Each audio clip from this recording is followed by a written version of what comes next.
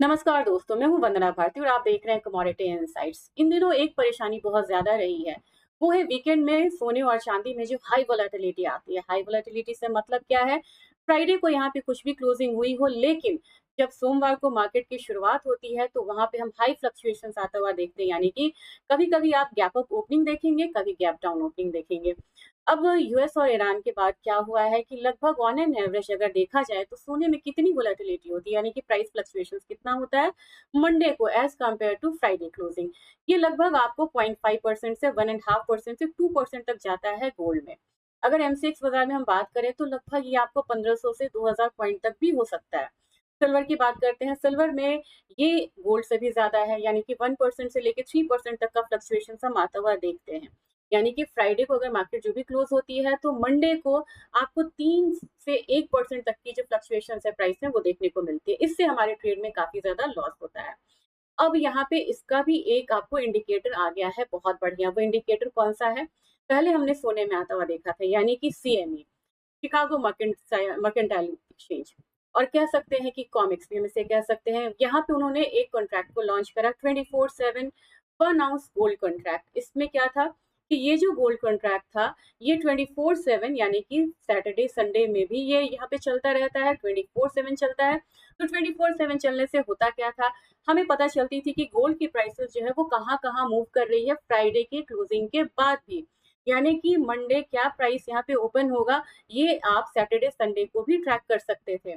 तो इससे क्या होता था कि हमें क्योंकि हम एमसीएक्स पे से ट्रेड नहीं कर सकते, लेकिन हमें एक इंडिकेशंस मिलता था और हम संडे नाइट या फिर हम देखें तो मॉर्निंग में अपनी तैयारी करते थे कि अब हम अपने एग्जिस्टिंग ट्रेड को कैसे यहाँ पे संभालें या फिर हमें नया ट्रेड किस तरीके से लेना है।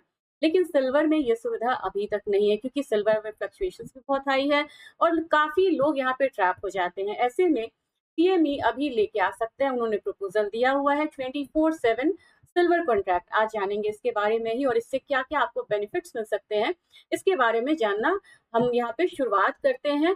और आपको ये कॉन्ट्रैक्ट कैसा लग रहा है या इसके आने के बाद आपको क्या सुविधाएं हो सकती है, ये कमेंट सेक्शन में आप यहाँ पे जरूर हमारे साथ शेयर करते हुए नजर आइएगा। अब यहाँ पे जैसे ही हम शुरुआत करेंगे तो आपको ये पता चल जाएगा कि क्या क्या इसके फीचर्स हैं। तो सबसे पहले फीचर्स की हम बात करेंगे। 11 सितंबर से ये एक प्रस्ताव है कि इसे लॉन्च करना चाहिए। सबसे बड़ी बात है, एक बहुत बड़ा डिस्क्लेमर, अभी इसका फाइनल लॉन्च डेट नहीं आया है, अप्रूवल के लिए ये गया हुआ है। इसमें क्या होगा कि हम यहाँ पे 100 ट्राई ऑन्स के सिल्वर के साथ ट्रेड करते हुए 24/7 देख सकते हैं प्राइसेस को। अब इसके बाद हम देखेंगे कि इससे पहले तो अगर हमने कॉन्ट्रैक्ट लॉन्च होता हुआ देखा किसका, गोल्ड का, उसमें क्या इंप्रूवमेंट रही है या उसका क्या परफॉर्मेंस रहा है, ये हम वो भी जानेंगे। तो सबसे पहले हम देखते हैं की फीचर्स क्या है सिल्वर के 24/7 कॉन्ट्रैक्ट का। अब कॉन्ट्रैक्ट साइज क्या होगा, ये बहुत ज्यादा इंपॉर्टेंट है, क्योंकि गोल्ड में ये 100वें हिस्से से था। सिर्फ 1 आउंस के साथ यहाँ पे आप ट्रेडिंग करते हुए नजर आ रहे थे। लोग ट्रेडिंग करते हैं गोल्ड के फ्यूचर्स कॉन्ट्रैक्ट में। सिल्वर में ये क्या है, सिल्वर में है ये 100 ट्राई आउंस। लेकिन आपको लगेगा ये तो ज्यादा है। जी नहीं, ये ज्यादा नहीं है, क्योंकि जो मेगा कॉन्ट्रैक्ट है, जो मेजर कॉन्ट्रैक्ट है सिल्वर का, वो यहाँ कितने का है, वो है आपको 5000 आउंस का। यानी कि उससे बहुत कम हिस्सा, बहुत छोटा सा फ्रैगमेंट के साथ आप यहाँ पे ट्रेडिंग कर सकते हैं। और अब सेटलमेंट की बात करेंगे तो सेटलमेंट में ये भी उसकी तरह कैश सेटल्ड है, और ये मतलब ट्रेड कर सकते हैं यूएस के लोग या फिर जो इसके लिए एलिजिबल हैं। प्लेटफॉर्म की बात मैं करती हूँ, ये लिस्टेड कहाँ है तो ये हमें ध्यान में रखना है, ये कॉमिक्स में लिस्टेड है और ग्लोबिक्स मार्केट में ये चलता हुआ नजर आएगा।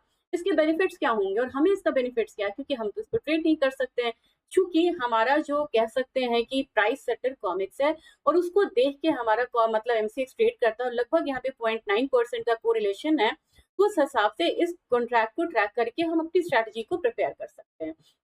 चलिए अब बात करेंगे तो कंटिन्यूस यहाँ पे रिस्क मैनेजमेंट हो रहा है, क्योंकि आप सैटरडे संडे भी यहाँ पे प्राइस मूवमेंट को देखते हुए नजर आ रहे हैं।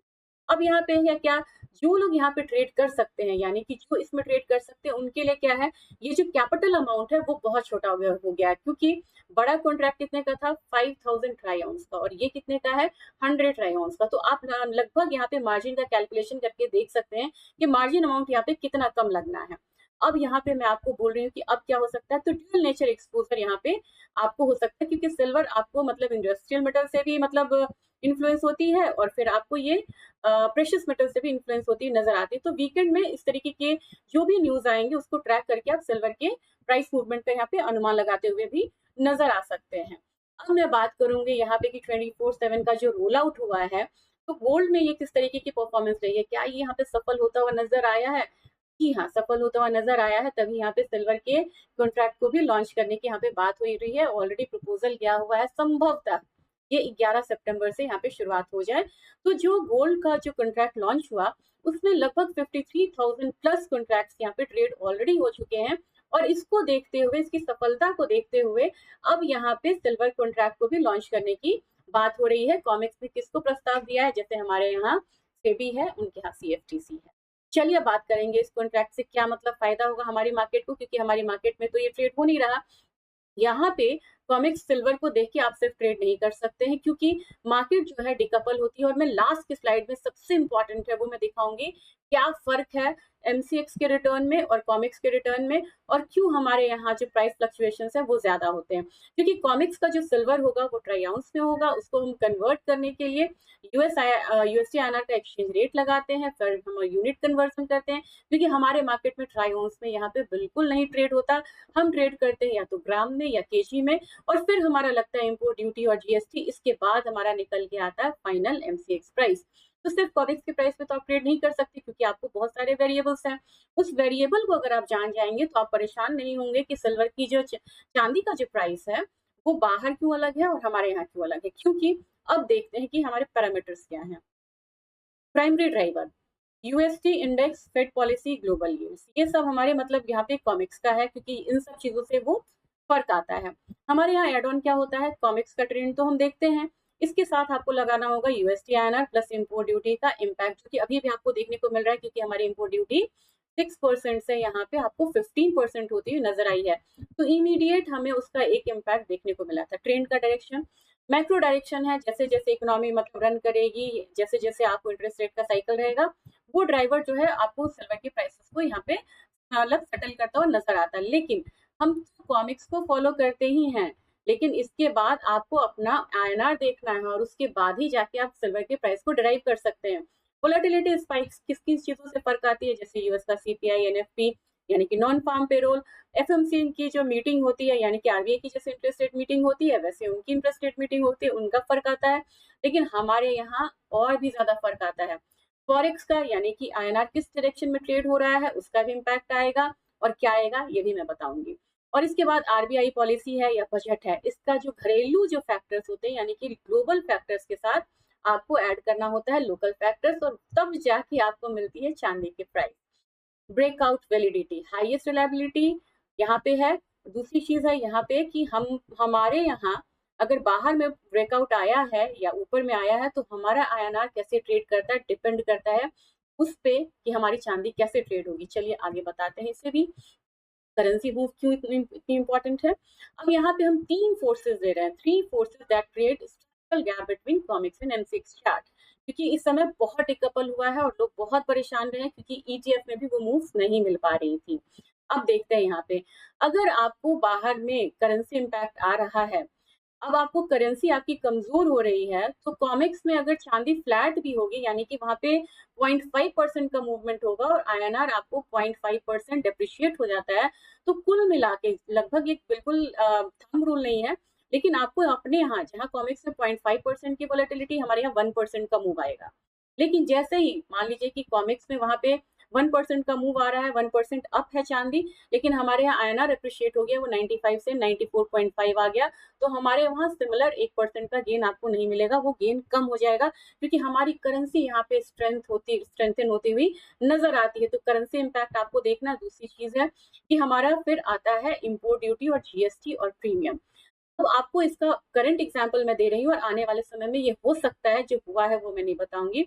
हुआ का एक लेते हैं स्टोरी यहाँ पे। अभी जैसे ही 6% से हमारा 9 मतलब कि 15% हुआ था, चांदी में जब गोल्ड में इंपोर्ट ड्यूटी बढ़ी थी तो हमारा जो ट्रेड था वो प्रीमियम पे आ गया था, यानी कि सोने चांदी के प्राइसेस जो है वो 9% यहाँ पे महंगे होते हुए नजर आए थे। लेकिन मान लीजिए कि चांदी सेम रहे, और उसके बाद क्या होगा, चांदी जब सेम रहेगी और हमारे पास पास क्या होगा कि हमारी इम्पोर्ट ड्यूटी कम हो जाती है, सरकार अगर इसे घटा देती है, क्योंकि कई बार होता है कि हायर इम्पोर्ट ड्यूटी से क्या होता है कि चीज़ें स्मगल होके आती हैं, सरकार को भी घाटा होता है टैक्स का, और फिर मतलब यहाँ पे ऑलरेडी यहाँ पे हमारा डॉलर जो है वो बाहर जाता ही है।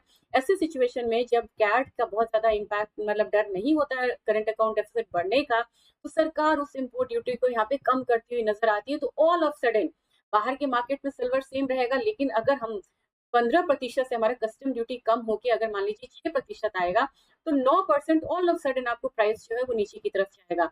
तो हमें घरेलू मतलब जो फैक्टर्स हैं उसको बहुत ध्यान में रखना होगा।